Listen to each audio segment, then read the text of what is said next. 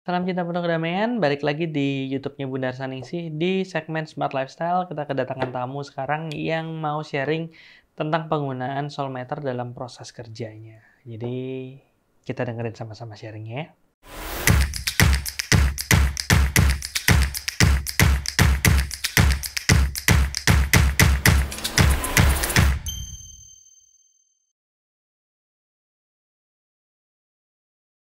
Acara ini dipersembahkan oleh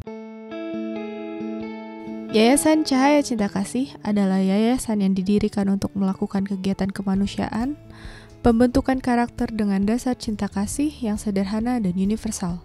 Dengan support dari donatur di seluruh Indonesia, melayani secara lahir dan batin, melalui bantuan sembako, obat-obatan, penyuluhan proses olah rasa.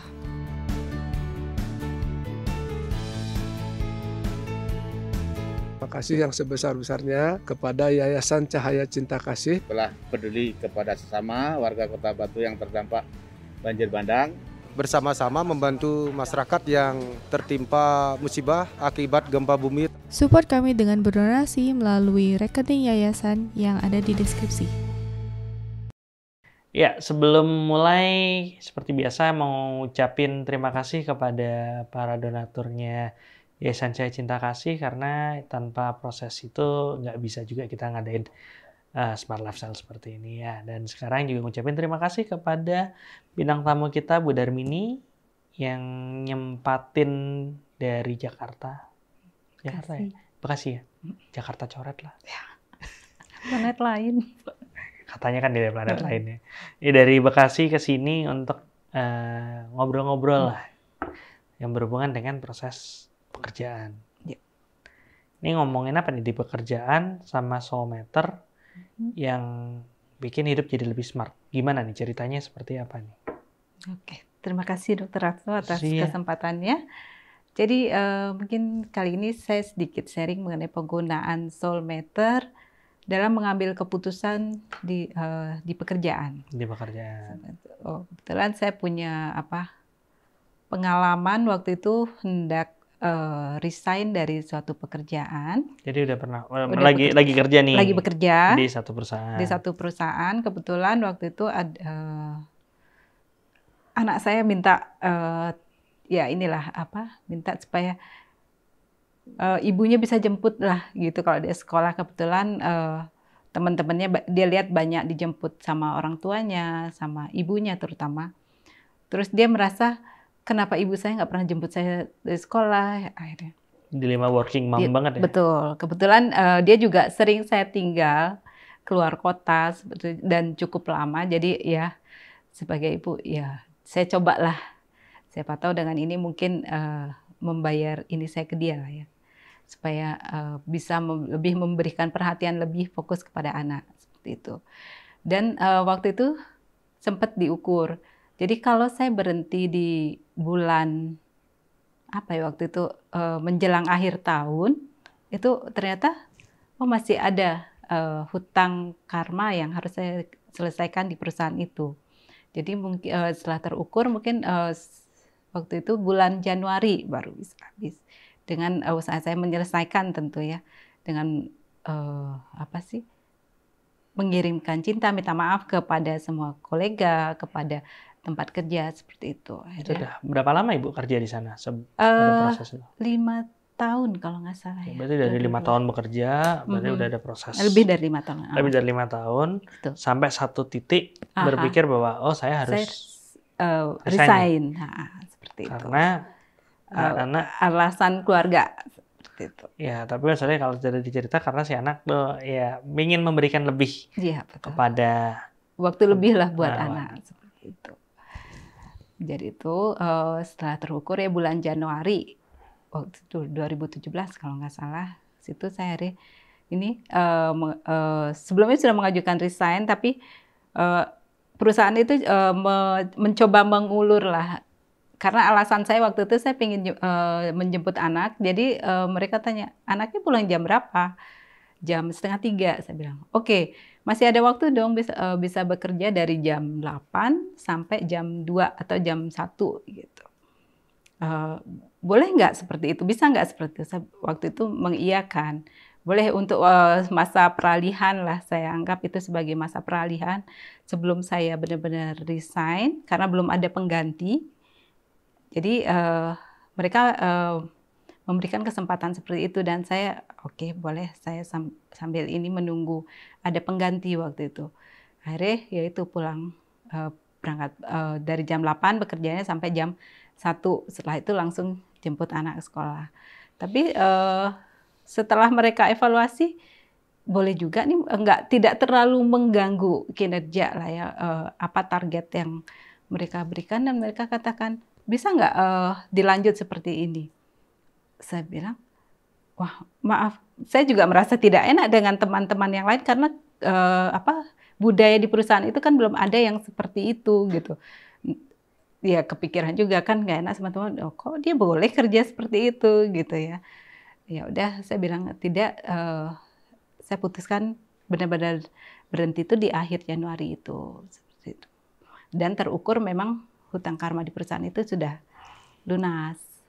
Kan dengar-dengar akhirnya bisa keluar, tuh Keluar. bisa resign. Ya meskipun setelah beberapa bulan setelah ada pengganti saya, ya sempat dipanggil lagi, boleh minta tolong nggak buat handover lah. Jadi pekerjaannya untuk menjelaskan job desk-nya, maksudnya daily basis pekerjaannya seperti apa. Oke, saya bisa datang 1 hari waktu itu.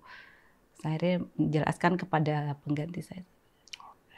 Cuman dengar-dengar itu bukan maksudnya bukan pertama kali sama perusahaan itu ya. Sebelumnya kayak sudah pernah putus terus nyambung lagi gitu. Iya. Pacaran ya? Kalau itu, kalau itu kebetulan perusahaan yang lain. Oh, ada perusahaan lain. Itu yang sebelumnya, sebelum saya masuk ke perusahaan yang ini. Jadi dulu ceritanya saya sudah bekerja di suatu perusahaan cukup lama, sekitar 10 tahun, mungkin lebih. Sudah 10 tahun, saya hamil, terus melahirkan. Waktu itu cuti melahirkan kalau normal kan 3 bulan. Saya udah ambil 4 bulan dengan unpaid leave sebulan gitu kan. Karena belum ada yang menjaga si bayi gitu. Akhirnya saya dapat mbak yang ngomong. Jadi itu pun saya jam istirahat tuh masih bisa pulang tuh menyusui buat sama nyerahin hasil ini pompaan susu ASI gitu. Jadi jam istirahat pulang, balik lagi ke kantor, kemudian setelah jam normal balik lagi. Setelah itu 2 bulan si mbak minta berhenti, dilema lagi. Akhirnya yaudah saya putuskan buat resign. Resign itu pun sebenarnya sempat tidak disetujui. Mereka bilang ini aja, kenapa tidak unpaid leave aja deh sampai dapat mbak lagi. Saya bilang enggak deh, saya putusin resign aja gitu. Akhirnya saya benar-benar ngomong anak tuh sampai dia berumur 15 bulan. Jadi sudah setahun lebih lah resign dari perusahaan itu. Dan setelah saya menemukan daycare, kepikiran, saya kayaknya karena yang menganggap diri masih muda, lebih baik bekerja lah masih gitu. Akhirnya kebetulan cari daycare, ketemu daycare yang cukup bagus, sudah sesuai. Akhirnya saya bisa bekerja lagi, bisa masuk ke situ lagi dengan cuman waktu itu via telepon gitu. Kebetulan ada teman dari kantor itu sih yang menghubungi, gimana mau bekerja lagi? Iya, yaudah masuk aja lagi gitu. Masuk lagi, kebetulan di situ juga tanpa ini lagi tidak perlu membuat surat lamaran lagi, udah anggap aja nyambung yang dulu gitu. Padahal udah resign sebenarnya. Nyambung lagi sekitar dan langsung bertugas seperti dulu lagi. Jadi in charge ada external audit, langsung begitu berapa minggu masuk udah langsung in charge di audit itu. Jadi berasanya udah kayak bekerja normal seperti dulu gitu. Terus sekitar setahun akhirnya merasa kok agak bosen ya gitu. Coba cari tempat yang lain deh gitu. Akhirnya dapat pekerjaan yang lain, pekerjaan yang tadi itu. Akhirnya memutuskan resign dari situ. Dan ya resignnya baik-baik, tanpa ada drama lah, resign baik-baik. Dan ternyata setelah ditarik ke belakang sini, telah diukur, ternyata pada waktu waktu saya resign yang pertama yang habis melahirkan itu, utangnya masih ada di perusahaan itu. Makanya ketarik lagi ke situ. Itu ya, apa namanya, memang ada, ya kan kalau kita belajar itu kan memang proses kita kerja segala macam tuh ngaruh ke utang juga kan. Betul. Gitu. Utang bukan utang nominal, bukan utang uang ya. Utang uang ya. Nah, tapi maksudnya utang karma sama perusahaan sama orang-orang sekitarnya. Dan proses 10 tahun bekerja itu ya ngebayar, tapi sampai satu titik mikir bahwa oh ini udah waktunya keluar nih. Ternyata kalau terukur pada saat itu belum habis utangnya. Ternyata ya setelah belakangan diukur belum habis. Makanya walaupun sudah leave, ada jalan. Ada jalan buat balik lagi. Seperti itu. Ini mirip loh Bu. Pernah juga saya kenal orang yang dia apa namanya, dia dapat kerjaan walaupun kerjanya freelance ya waktu pada saat itu, dia untuk ngedit video-videonya Bunda gitu. Udah ngedit video-video Bunda, dipikir udah selesai gitu. Ternyata setelah berapa lama tanpa gimana ceritanya nyambungnya sekarang jadi editornya ini. Nanti video ini juga dia juga yang ngedit itu. Oh gitu. Nanti kapan-kapan kalau ada waktu kita undang juga dia untuk sharingnya. Oke. Tapi akhirnya setelah jalanin 1 tahun udah lunas utangnya. Ada jalan akhirnya untuk keluar. Betul. Masuk ke perusahaan yang kedua nih. Iya. Perusahaan kedua yang tadi Ibu bilang 5 tahun. Betul. Jalan 5 tahun. Itu pun mau keluar diperpanjang. Diperpanjang, cuman ya karena saya pas terukur udah selesai sebenarnya utangnya, ya sudah. Saya benar-benar keluar lah dari situ. Pada saat terukur memang sudah habis utangnya, itu ada satu rasa tertentu nggak, atau bagaimana Ibu melihat proses kerja di situ? Tidak. Jadi begitu kebetulan di perusahaan itu juga secara organisasi juga sudah banyak perubahan waktu itu pas mau saya mendekati resign itu. Jadi mungkin ya hutang-hutang saya sebenarnya dengan orang-orang yang sebelumnya ada di situ, mereka kebetulan juga sudah keluar seperti itu. Jadi ya memang banyak perubahan juga sih pas mendekati resign itu. Itu kan tapi pada saat yang di perusahaan B ini Ibu sudah belajar proses Soulmatter ya Pak? Sudah sih. Sudah. Itu yang A belum ngukur, belum kenal soul. Belum kenal soul. Cuman setelah yang di B ini baru mulai kita flashback nih. Betul. Ternyata kita bisa ukur nih kalau misalnya ternyata belum selesai hutangnya, ya nanti kalau dibiarin utangnya nggak selesai kan rugi sendiri juga. Iya, betul. Untungnya dengan proses ini bisa terukur dan bisa menyelesaikan. Oke. Jadi tapi udah resign ya? Dari yang B ini dari resign? Sudah. Ada cerita lain lagi yang berhubungan dengan kerjaan sama proses Soulmatter? Ada. Ada lagi? Ada lagi. Ternyata setelah saya resign itu, yang namanya sudah terbiasa bekerja, jadi ada kepikiran juga, kayak kerja asik ya gitu lagi masih. Akhirnya coba-coba cari, adalah saya coba apply, terus ada yang manggil, ternyata setelah interview gini, saya tanya ini perusahaannya buat posisi ini buat di Indonesia kan? Kebetulan waktu itu interviewnya dari Singapura. Kita carinya buat di Singapura gitu. Saya bilang saya nggak bisa, saya pinginnya untuk di posisi Indonesia gitu. Oh yaudah nanti kalau ada saya kabari, kata mereka. Ya udah saya udah nggak kan, nggak bisa ya sudah gitu. Terus tiba-tiba tidak berapa lama di email, saya coba hubungi dengan si A ya, dia yang ada kebetulan dia in charge ada buat perusahaan yang di Indonesia gitu. Ya udah setelah ngobrol-ngobrol dengan Bapak A ini ada, udah boleh bisa gabung gitu, gabung di situ. Yang kebetulan waktu itu saya memang salah, saya tidak menggunakan SM waktu itu. Tidak mengukur dengan Soulmatter dulu. Tidak mengukur dengan Soulmatter. Apakah saya bagus untuk masuk ke perusahaan itu? Gitu. Ya udah masuk aja di situ, bener. Setelah jalan sebulan kok udah berasa nggak enak ya. kok nggak nyaman selain faktor jarak. Jarak, kebetulan saya tinggal di Bekasi, itu perusahaan ada di Tangerang. Biar kalau teman-teman kebayang kira-kira jarak tempuh berapa lama? Nah, kebetulan saya waktu itu pikir, waktu diterima di situ saya pikir, oh saya bisa nih weekday saya bakalan kos atau tinggal di Tangerang, nanti weekend baru balik Bekasi kan. Karena perjalanan hampir, saya biasanya berangkatnya naik kereta nih. Kereta dari Bekasi itu paling telat tuh jam 5. Kereta yang jam 5, nyampe di Tangerang tuh jam 8. 3 jam. Itu karena kan ganti-ganti ya. 3 jam saya pikir saya coba jalani dulu dengan ini, naik kereta itu, nanti kalau memang saya merasa sreg ya udah saya weekdays tinggal di Tangerang deh gitu, nanti weekend baru balik Bekasi. Tapi kenapa di suasana pekerjaannya juga nggak enak ya gitu.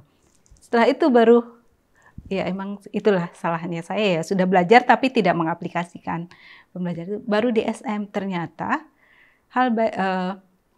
saya punya hutang karma di perusahaan itu 3 poin, dan hal baiknya juga kecil untuk saya bergabung di perusahaan tersebut. Jadi karena sudah terlanjur nyemplung di situ, ya udah tugas saya adalah menyelesaikan karma yang 3 poin itu. Jadi setiap hari berusaha memancarkan cinta ke teman-teman kantor di situ, ke tempat di situ. Akhirnya sampai titik saya cuma 2 bulan sanggup bekerja di situ. Dan akhirnya keluar. Sanggup berarti maksudnya saya kalau cuma 2 bulan saya bekerja di situ itu oke gitu nih. Cuma 2 bulan sanggup bekerja di situ. Berarti ada sesuatu dong itu. Iya, karena merasa aduh kok ya, sampai satu titik saya setiap nyampe kantor sakit kepala. Setiap nyampe baru nyampe kantor langsung aduh kepala kok sakit banget ya. Gitu. Selain ya karena faktor berangkat pagi pulang malam, tapi kan wah ini udah tidak bagus buat fisik saya juga gitu. Ya sudah, akhirnya saya putuskan maaf saya tidak bisa lanjut gabung di perusahaan tersebut. Tapi kalau tadi Ibu bilang Ibu sempat mengukur di situ bahwa memang ada 3 poin. Ya, cuman 3 poin. 3 poin karma sama 3 poin karma sama perusahaan C ini. Pas keluar sempat diukur lagi? Iya, jadi setelah tahu itu akhirnya berusaha menyelesaikan. Gitu ya, udah minta maaf ini. Sekarang pada saat keluar udah habis. Sepertinya sudah ya, karena saya udah nggak sanggup waktu itu. Saya pikir yang penting waktu itu saya berusaha selesaikan aja gitu. Diukur aja Bu, siapa tahu. Jangan-jangan nanti balik lagi nih. Enggak, sebetulnya. Jangan sampai lagi. Tidak gitu. Lo kan mengaca dari yang pertama kan? Iya, betul. Coba diukur dulu. Ya, udah. Dikit. Lebih dari 0. Ya, mungkin. Masih ada sih 0, masih sedikit. Berarti masih. Tapi kan bisa diselesaikan walaupun tidak. Iya, betul. Walaupun tidak di dalam perusahaan tersebut kan. Betul. Untuk teman-teman mungkin ada bingung gimana sih proses penyelesaian karma. Coba cari soul.co.id /karma 1, itu ada tempat untuk ikutin kelas online yang rekaman dari kelas online Bunda tentang penyelesaian karma. Setidaknya itu bisa bikin tahu lah tentang proses penyelesaian karma seperti apa. Ini Bu, kalau ikut ya kayak ini, kayak perusahaan A, kalau diukur kan karmanya Ibu waktu pertama kali join tuh sekitar 2, 3, 4, 5, 1, 2, 3, 6, 7 poinan ya pertama kali join ya. Dan selama 10 tahun itu 5. Iya. Terus 10 tahun cuma berkurang 1 poin. Parah ya. Iya. Karena memang belum mengerti. Kan pada saat itu belum paham Bu. Belum. Iya kan belum paham. Jadi belum ada proses yang secara aktif untuk melakukan proses penyelesaian karma. Ya untungnya kan kalau udah selesai juga. Iya. Ya, setidaknya, tapi kan kalaupun karmanya habis dan masih banyak hal baik, nggak ada masalah. Nggak masalah. Yang penting karma buruknya kita harus selesai. Iya, masih nyaman-nyaman aja sih. Oke. Nah, saya penasaran juga, apa sih yang diukur Bu? Untuk yang ini kan anggap Ibu baru habis keluar dari perusahaan B ini ada dapat tawaran gitu. Emang ya Ibu bilang, ya saya ada kesalahan nih, bukan kesalahan ya, misalnya ada miss di mana Ibu tidak melakukan proses pengukuran terlebih dahulu. Kalau misalnya kita kita kembali ke zaman itu, kan udah bisa mengukur, kira-kira apa sih yang bakal Ibu ukur untuk sebelum bisa mengambil bergabung, keputusan untuk join apa? By the way, bisa diminum loh, Bu? Mungkin kalau yang diukur adalah pertama, kehendak Tuhan, ada nggak kehendak Tuhan saya untuk bergabung ke perusahaan itu. Kedua, karma baik saya di perusahaan itu berapa? Adakah hal buruk yang akan saya terima di perusahaan jika saya bergabung di perusahaan itu berapa? Itu paling yang bisa. Itu setidaknya, secara globalnya seperti itu. Oke. Ya, setidaknya udah paham dan ternyata udah bisa nyelesain dalam 2 bulan 3 poin tuh sudah hampir selesai. Iya. Ya mungkin karena tahu saya ternyata punya hutang ya di sini gitu. Ya mungkin itu juga menjadi kesempatan saya untuk menyelesaikan hutang karma saya di situ. Mungkin kalau nggak ke situ kan nggak tahu kalau punya hutang di situ ya. Seperti itu. Semangat Bu, selesaikan tinggal 0, nanti biar nggak masuk sana lagi. Salah ya? Kalau yang itu sih sebenarnya mungkin karena itu ya. Sempat kontak juga. Serius. Di kontak. Yang masih ada 0, itu. Yang saya keluar masih lagi yang bukan. Ya, betul. Ya. Sempat dikontak lagi. Sempat. Ya, udah. Dan ternyata setelah diukur enggak. Ya, karena itu masih bisa diselesaikan dari ini mungkin ya. Seperti itulah. Oke. Ternyata. Oke.